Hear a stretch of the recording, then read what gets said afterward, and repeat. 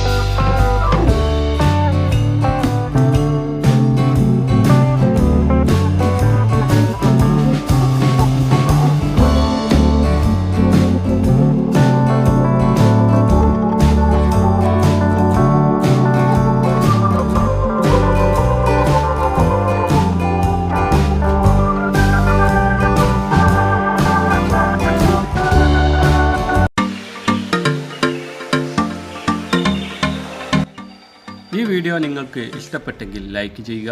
മറ്റൊരു വീഡിയോയുമായിട്ട് വീണ്ടും കാണാം.